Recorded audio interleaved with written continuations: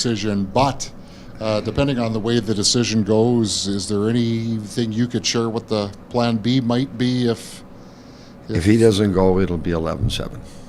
Apple is out. And the rationale for that is? Roster spots. We don't have any other options. Not, we do it before, but there is no other option. So there you go. Is that good enough rationale?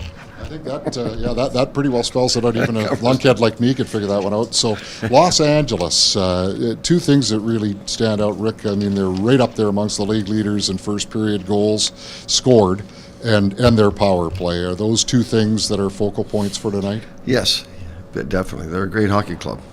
Todd's done a wonderful job. His staff, they've got that's a tough team to play against. That 1-3-1 in the neutral zone and the way they break out from it, it's very hard to deal with for 60 minutes. But they can score. There's no question. They've got three good lines, and they've got a lot of speed and a lot of skill and a lot of experience. That main core has been together a long time, and that helps. But they're a tough team without the puck, and certainly with the puck. And we know when the puck drops tonight, they'll be ready to go. Rick, we know how important this time of year is. I'm wondering how you make sure that your players don't see it as too big of a moment and take it, day to day as you expect. At this point, listen, it's playoff intensity right now. It is. March 1st tomorrow. There's 22 games left, and we're just hanging on to a playoff spot. So how do we make sure it's their responsibility to understand the situation we're in?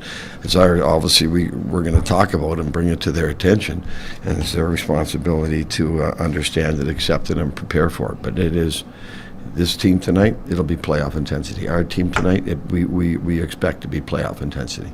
It's been an ongoing conversation, those types of things. How do you feel your team's reacted over the last 24 hours from the game? We're going to find out tonight when the puck drops. That's all we can do, right? We had a good practice yesterday. You can run all the meetings you want and all the preparation you want. When the puck drops, it's all about, it comes down to being ready to go and being ready to battle. Like at this point, players make mistakes. And the mistakes aren't always based on a system. There's a big difference there. The system is not usually the problem. Players make mistakes. When that happens, you want to make sure you've got enough support. But the more intensity you play with, the more it's easier to cover up for those mistakes.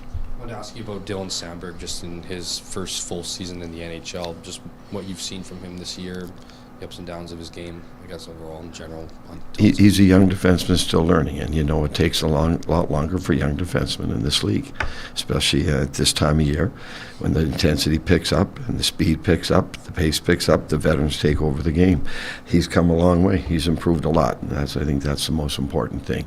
He'll continue to grow as he's faced with these situations that we're going to be faced with over the next 22 games. I feel he's handled the mental hurdles of being a player who's young, learning the game. Obviously, lots to learn. Not in and out of life. He's been some consistency, but he's been in and out of the lineup. Scotty's done a great job with him. Scotty spends a lot of time with him on video, and we talk to him every day. It's our job as coaches to help him along the way, correct his mistakes in the right words and the right tone, and when necessary. So he's come a long way, and give Scott a lot of credit because he spends a lot of time with him. Rick, what are some of the signs you'd be looking for Nino fitting in, and what made him a good fit for the bumper spot on your top unit? If you watch him in the power play, the bumper, I mean, you got to move. You got to change your angle depending on who has the puck. You just can't stand there. You can't. It's not in and out and up and down. You got to move. You got to change your angle to help the guy with the puck, whether it's a right-hand shot, left-hand shot, depending on where it is. So, if you watched him just watching him now, he makes those reads. He's not standing still, and he's putting himself always in the right position to receive a pass, whether it's a righty or a lefty, and he's very good at that. So he makes that read. He's also very strong, so if there's a battle for a puck, he's going to be in there. He's got a great release, so if he gets that in that position in the bumper, you get it, he can snap it at the net. So he looks really good in there right now. And at 5-on-5, what are some of the signs you look for to see that he's fitting in well? He's just going to play his game. He's going to go to the net. He's going to forecheck. He's going to put pucks on the net. He's a big, strong guy, and he's hard to handle. So, it's, when you're playing, especially against the Islanders the other night, they've got those 4 really big D. It's tough to get inside. He's going to be able to do that for us. He gives us a couple of different dimensions. Size and strength is very important part of that dimension. Back to the bumper thought, with him mixing it up as much as he does and getting the puck to the net as much as he does, is the idea that that's also going to open stuff up in other parts of the zone, pass opportunities and different seams. What's the last part? The idea when he mixes it up in the bumper spot, that's going to open That opens up stuff. seams. Somebody's going to come in here on the backside and cover him up, which opens up KC a little bit more. Yeah, he's a threat.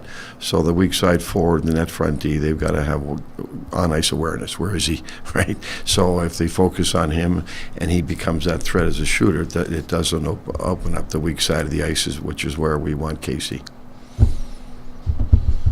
Nothing, Jim? You make my day. Are you happy that we have some snow for you in LA? Yeah, how about that, eh? Well, my cousin lives in Huntington Beach, right? So, Crazy. oh my gosh, unreal. Second time in 42 years for me. Really? Yeah. Wow. Hang around here a little longer.